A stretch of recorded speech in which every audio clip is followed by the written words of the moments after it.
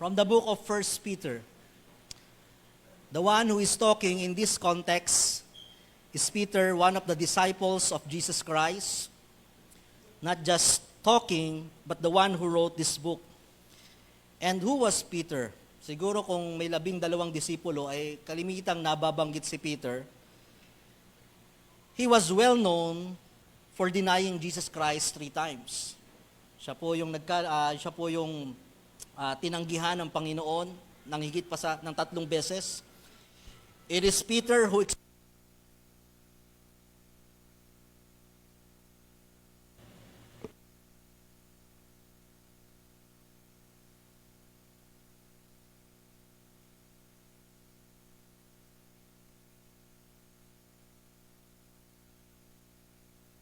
mubog, pero hindi siya nalunod. Peter is one of the disciples who worried how they're going to feed more than 5,000 people, yet he witnessed the miraculous feeding of Jesus Christ. It was Peter who left his job as a fisherman and follows Christ as a fishers of men. It is also Peter whom God asked 3 times, "Do you love me?" It is Peter who preached at Pentecost, turning the Jews into a great revival. Yet in 1 Peter chapter 5, he was talking to the elders, Christians, and followers of Christ. At sabi po sa verse 1, he knows well Christ. Ganito ko kakilala ang Panginoon, that I became a witness. Nasaksihan ko ang kanyang suffering, ang kanyang sacrifice. Nakita ko ang pag-ibig ng Panginoon. I witnessed His miracles.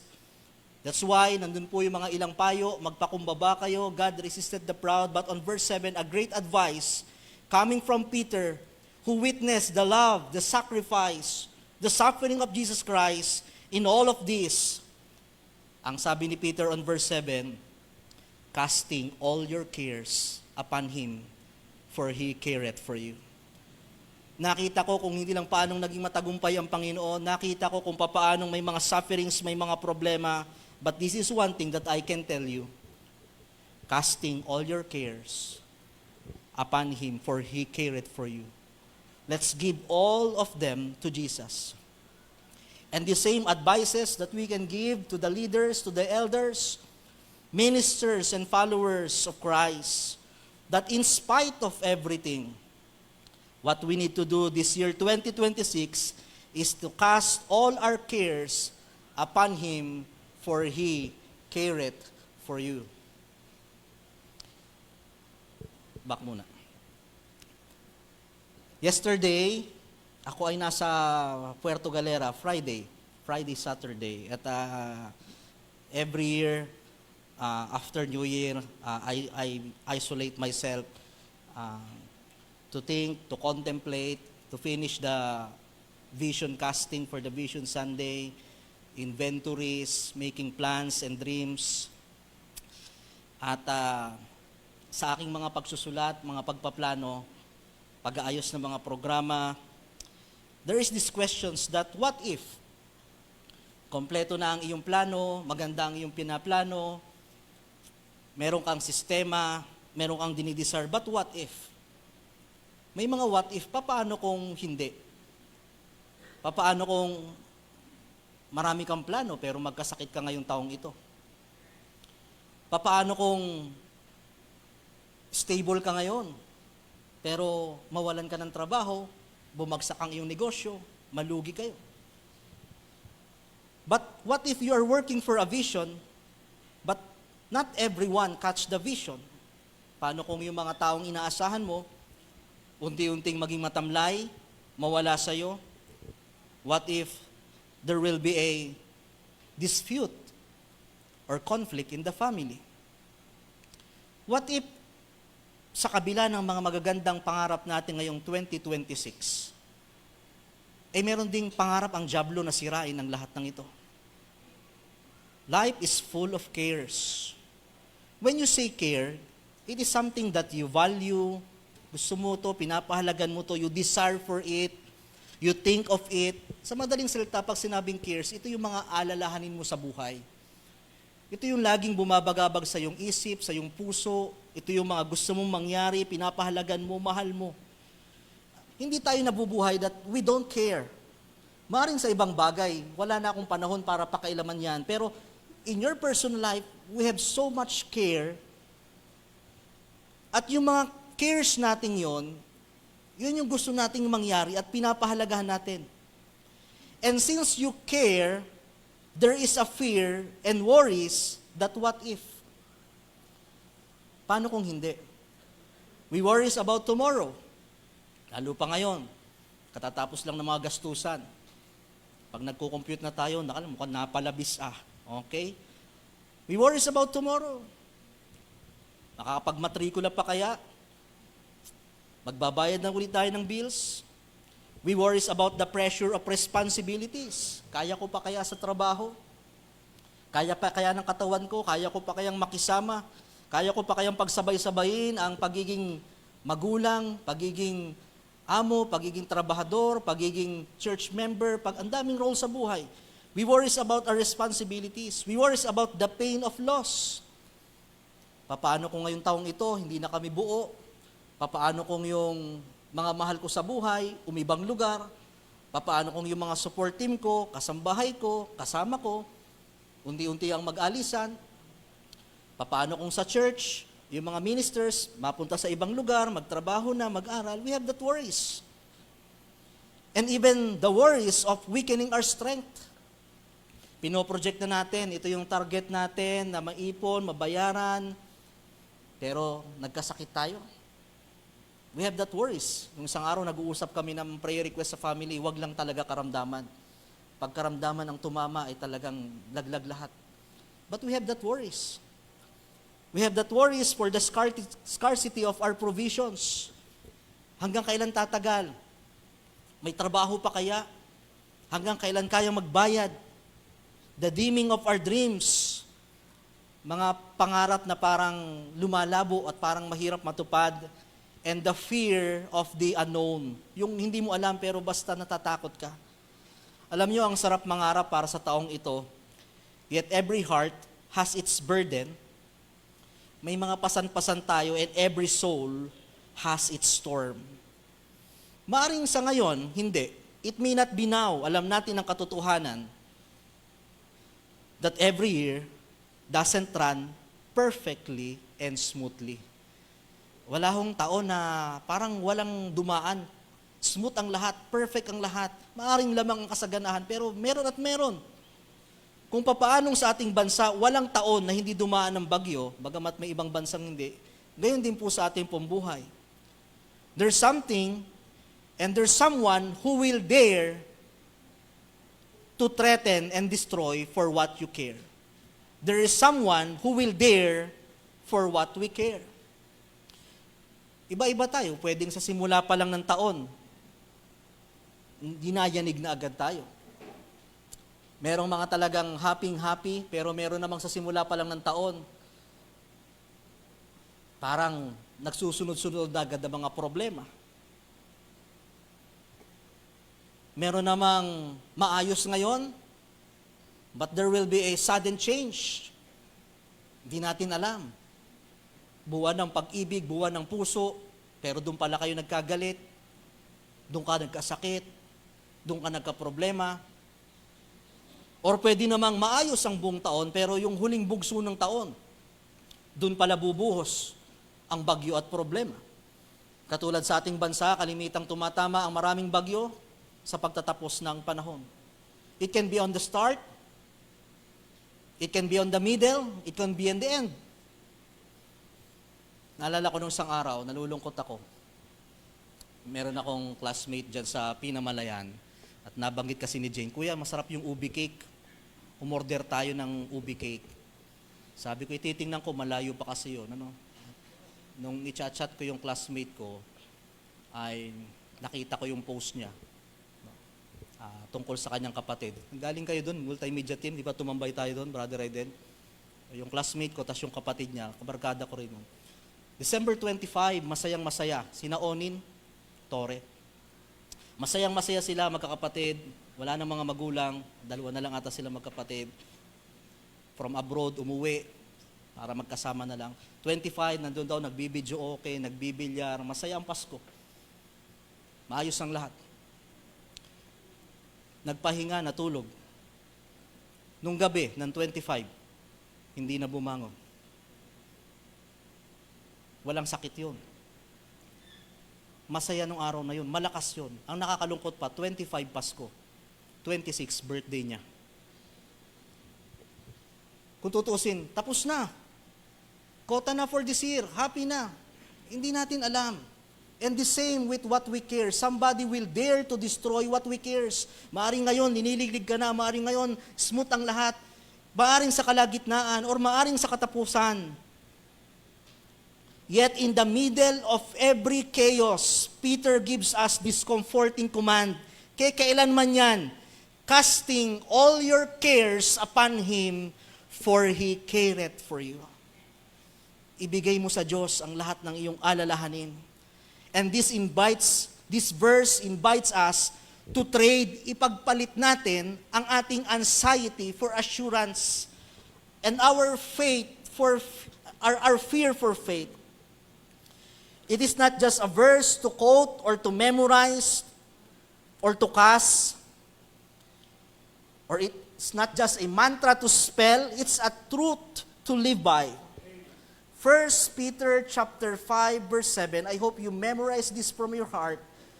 Casting all your cares upon Him, for He careth for you.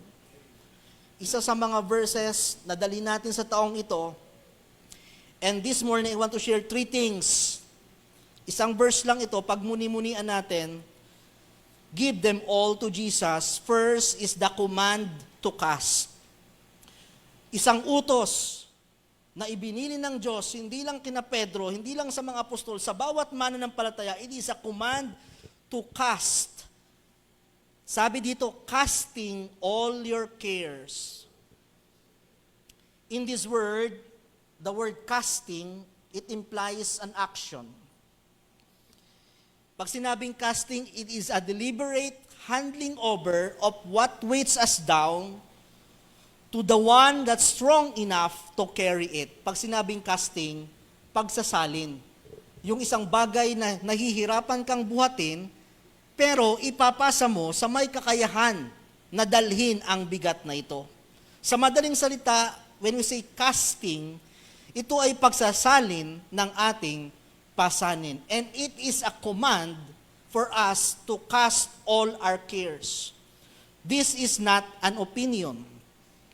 Bagamat nakita ni Peter kung papaano kayang bitbitin ng Panginoon ng mga problema, nakita ni Peter kung papaano iniahon siya sa dagat na lumulubog. Pero hindi lang basta opinion na akin lang to, nasa sa inyo kung anong opinion nyo. It is not an option. It is a command. It is not also an option. Pwedeng hindi, pwedeng oo, nasa sa inyo bilang Kristiyano. Pwedeng gawin nyo to, pwedeng hindi. Pero sabi ni Peter, no, it is a command. Everyone should cast all of our burdens. It is not an opinion. It is not also an option or suggestion. Bawat mananampalataya, nawa matutunan natin na ibigay ang mga ating pasanin sa ating Panginoon because God does not want His children to carry what He has already offered to bear. Parang nasa Batangas ka, di ba? Nagbayad ka na ng magbubuhat, pero binuhat mo pa rin. We don't pay for Jesus Christ, but God offered, let me carry your burden, let me carry your cares. The word casting comes from the Greek word epipreto, meaning to throw upon or to place upon another. Ibigay mo. It pictures someone taking off a heavy burden and placing it to someone to carry your burden. Paglilipat ng pasanin. Imagine, there is a child, may bata, napilit niyang binubuhat ang mabigat na maleta. But the father reaches down and says, Anak, ako na ang bubuhat niyan para sa iyo. But the child resists. Sinasabi ng bata na kaya kong bitbitin ito. But soon the child struggles and falls. Only when he let go does the father lift the load with ease. Noon lamang natutunan niyang bitawan, doon lamang nakakilos ang kanyang tatay at buhatin ang kanyang kabigatan. That's what God is asking for us. God is asking for us to let go and let God. Let go and let God. Hindi ibig sabihin nun, wala tayong gagawin. The Bible tells us that just do your best and God will take the rest. We must learn to surrender with submission. Ano po yun? Yung isosurrender natin sa Panginoon, pero gagawin natin ang mga bagay na iniutos din ng ating Panginoon. That is how we cast our burdens to Christ. Lord, ikaw na ang bahala dito, pero ikaw na ang bahala sa akin. Just like Matthew chapter 6 verse 33 says,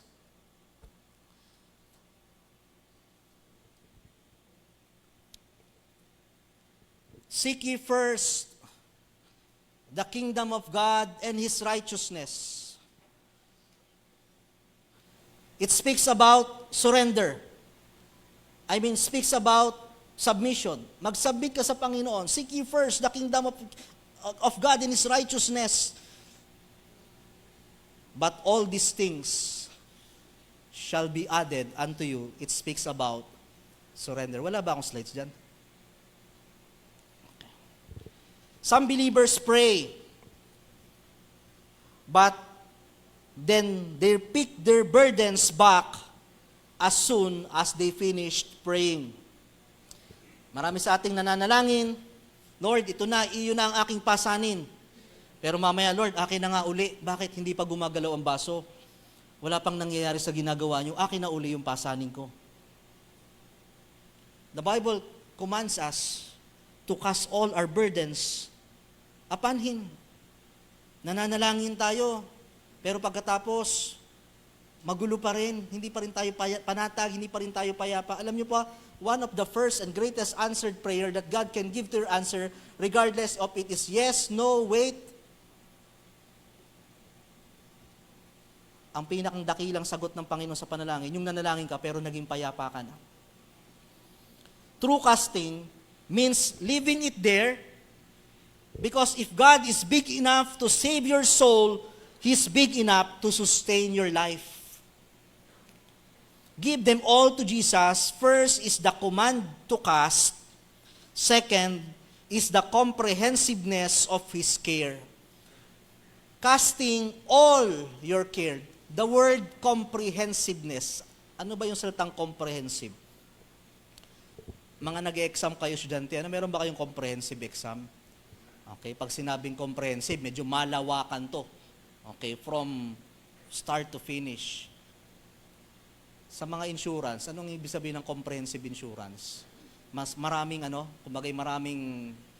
maraming sakop. The comprehensiveness, hanggang saan ang sakop ng malasakit ng Diyos?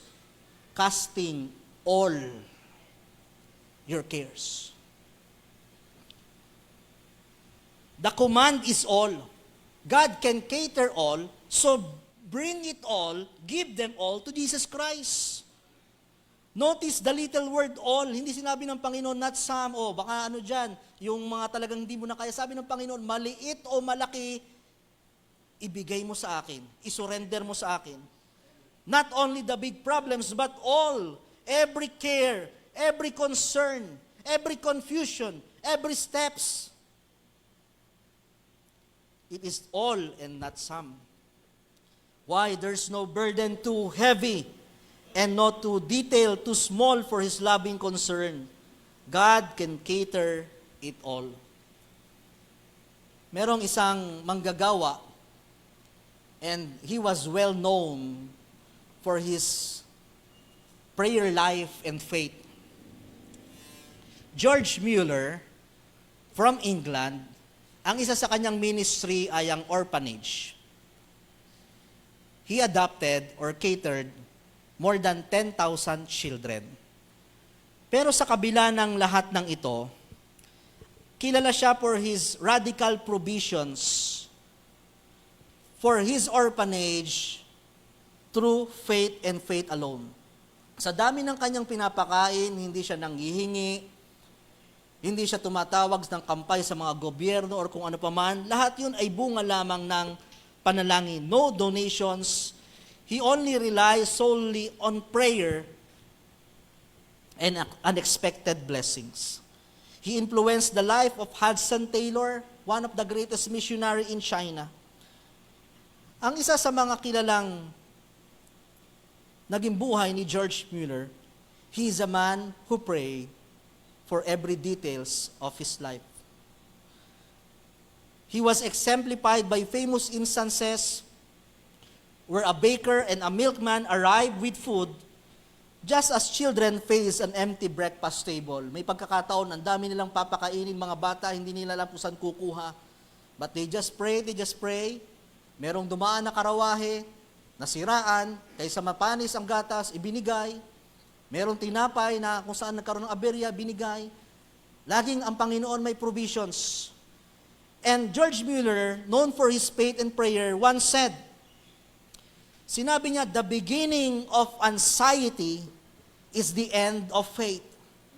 Pag nagsimula ka ng mag-alala, yun na yung panahon na nawawalan ka na ng pananampalataya. And the beginning of faith is the end of anxiety.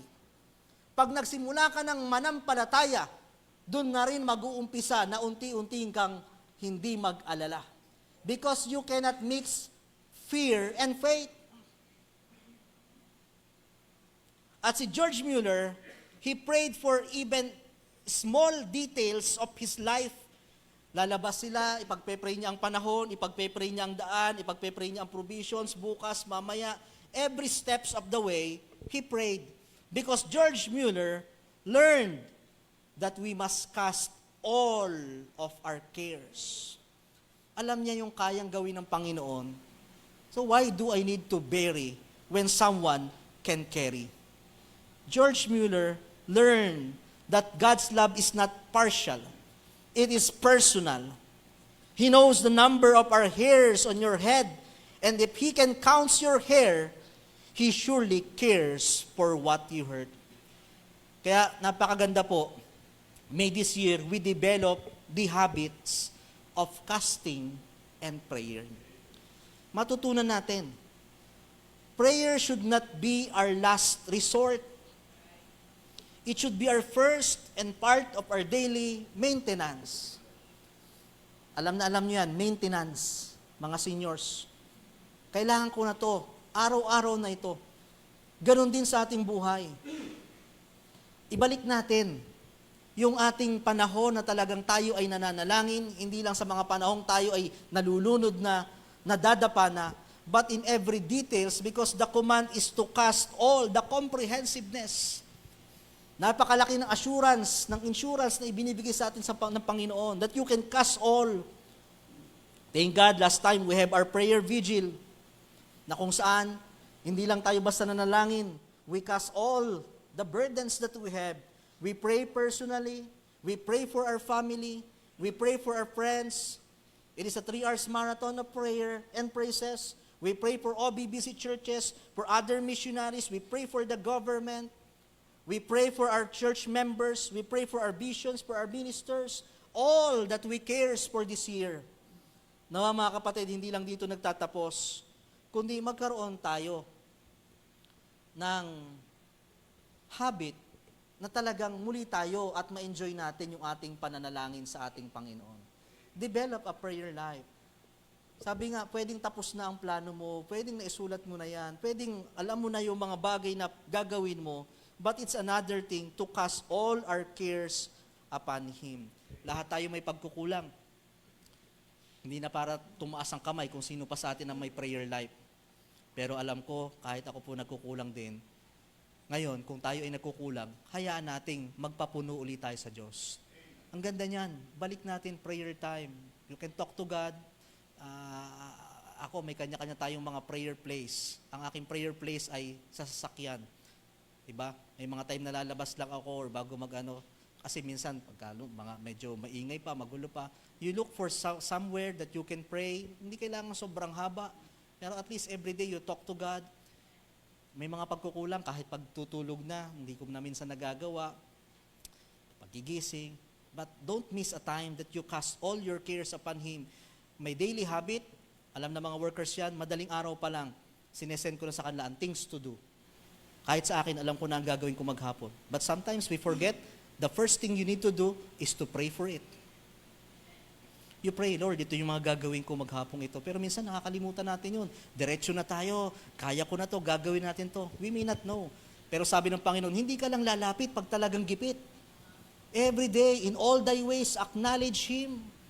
Gawin nating habit yon. Kahit maiksi lamang, Lord, sa araw na ito po aking mga gagawin. Ang anak ko pupunta dito, magbabayad po ako mamaya sa ganito.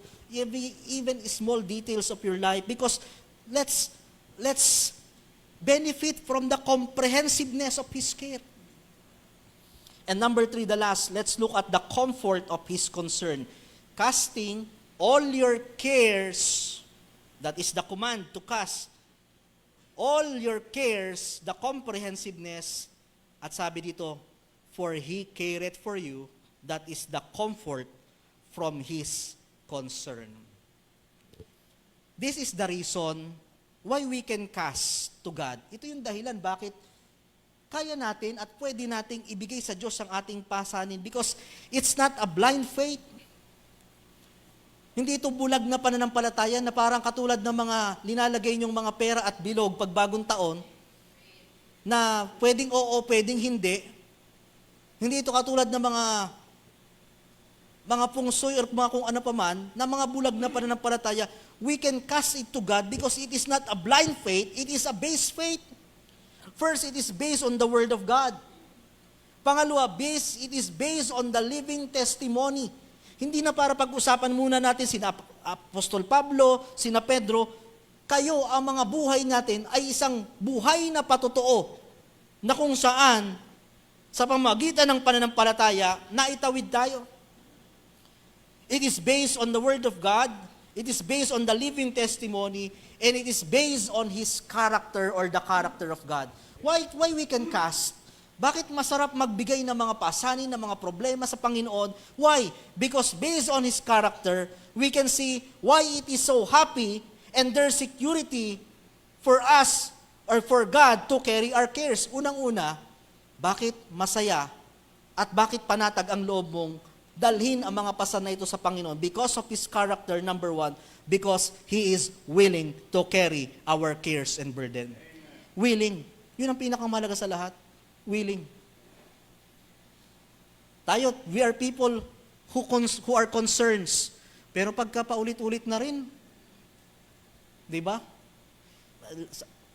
Minsan marami mga nagte-text lagi, send, ganto, nangangailangan ng tulong, nagbibigay. Pero pag mga nakakatatlo, nakakaapat na rin, bilang tao, minsan na-burden na rin tayo. Teka lang, nakarami na to . O di kaya naman, pag may lapit ng lapit sa'yo, di ba? Tapos may sasabihing negatibo, problema, ganyan. Okay lang, pero pagka paulit-ulit, parang nahahawa ka na rin. Ibig sabihin, there are moments bilang tao na parang umaayaw tayo ng mga ganun. Ayaw natin yung mga pasalin ang ipapasa sa atin, mga bigatin, mga problema, o di kaya naman, pag nakatulong na, tama na. Pero alam nyo, maganda sa karakter ng Panginoon, He is willing, give them all. Amen. Tayo, pag nakatulong ng isa, dalawa, tama na, sobra sa Panginoon. No, give them all. Bring it all to me. Your cast, ano pa yan? Kung problema man yan, hindi ko pangingilagan sapagkat yan ang aking karakter bilang Diyos. He is willing.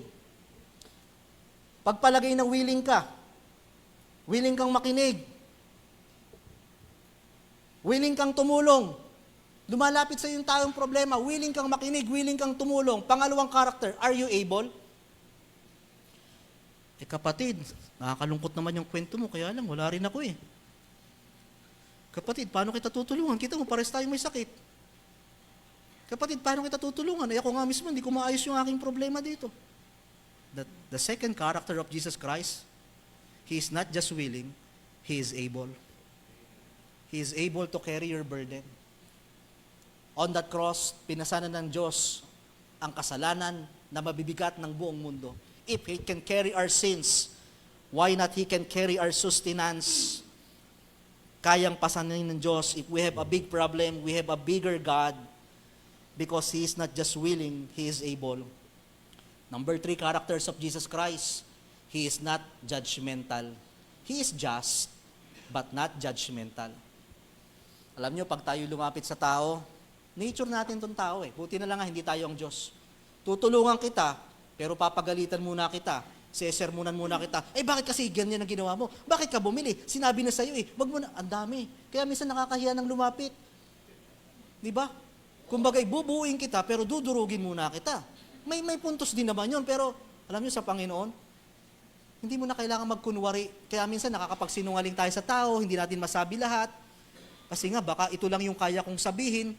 Pagka lumabis, hindi niya kayang tanggapin. O di kaya, baka ganito ang response, baka magalit. Kahit, hindi ba, from father to son relationship, may mga time na hindi natin masabi kasi hindi natin alam kung kaya ba niyang i-carry.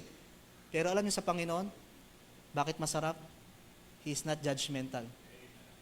Hindi ka pa lumalapit, alam na niya ang iyong sasabihin. Ang hinihintay lang ng Diyos, magpakumbaba ka at kilalanin mo siya sa iyong sarili na kailangan mo ang Diyos. He is willing, He is able, He is not judgmental, and the best of all, He is all-knowing. When you go for someone, nahihingi ka ng tulong, you look for advice. Minsan, hindi naman lahat ng advice natin tama din. Minsan, hindi lahat ng ating payo, ganito ang gawin mo, ganito kasi ang ginawa ko, sa'yo yan. Applicable ba sa akin yan? Alam niyo ang maganda sa Diyos? Pag lumapit tayo sa Kanya, alam ng Diyos ang mabuti para sa'yo. Alam ng Diyos na hindi ko pa dapat ibigay. Alam ng Diyos na, no anak, kahit ipilit mo, hindi bagay sa'yo, hindi dapat sa'yo. Ito kasi ang nakalaang mangyayari sa'yo. Alam ng Diyos kung kailan sasabihin oo, hindi, at maghintay.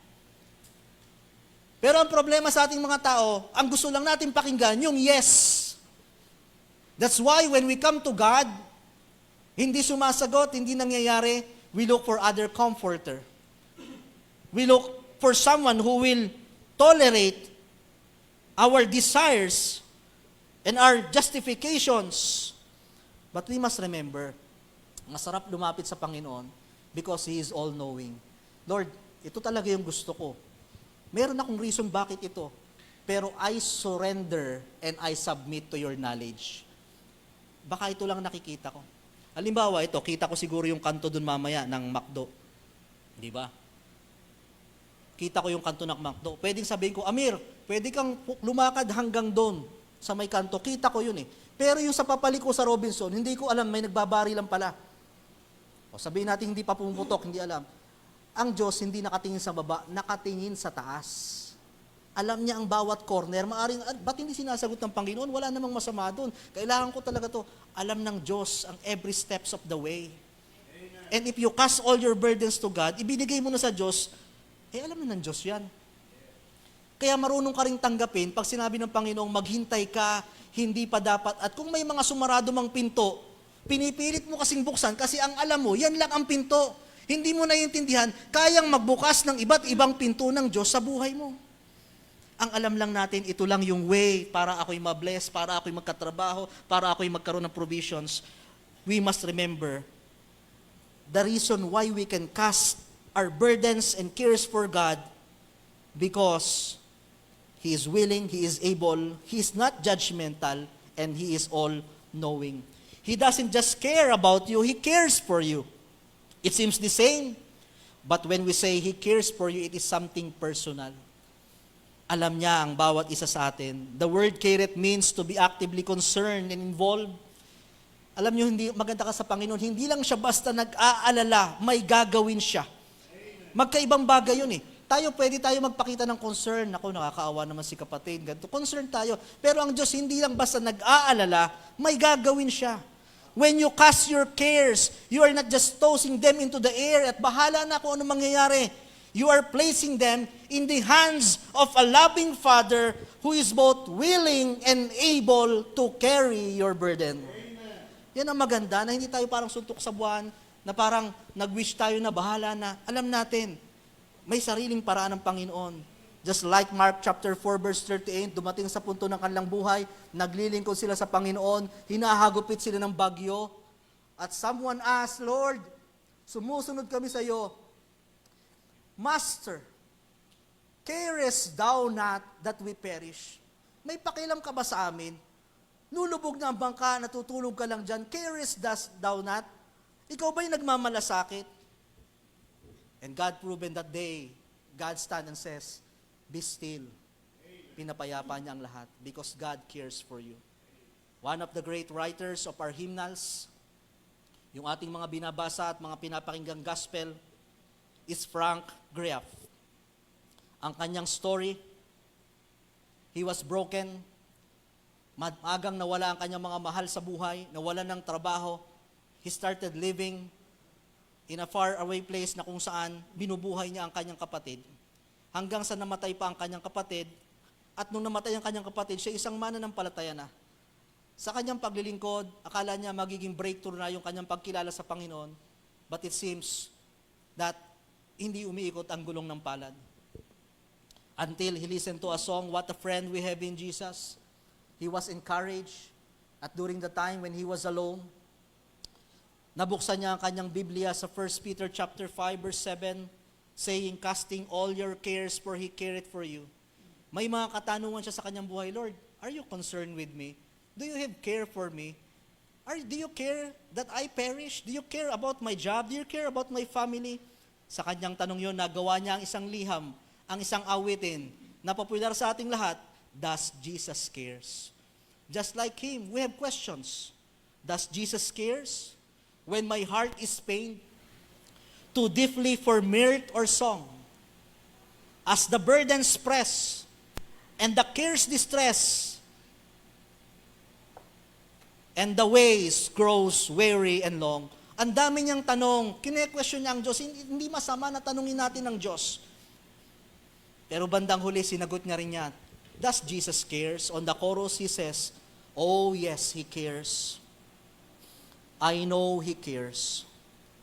His heart is touched with my grief.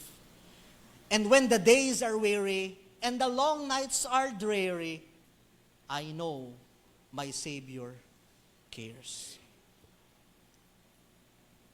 As we close, when you cast your cares upon God, your burdens become blessings. Your fears become faith. Your worries become your worship. And your burdens or your cares become His crown. So this morning, what's weighing us down today? Ano yung ating pasanin? Ano yung iyong alalahanin? Ano yung iyong iniisip? Is it a family problem? Is it a health problem? Is it a financial need? Is it a hidden fear? This morning, the Word of God challenges us. Take it to Jesus. Don't just carry it by yourself.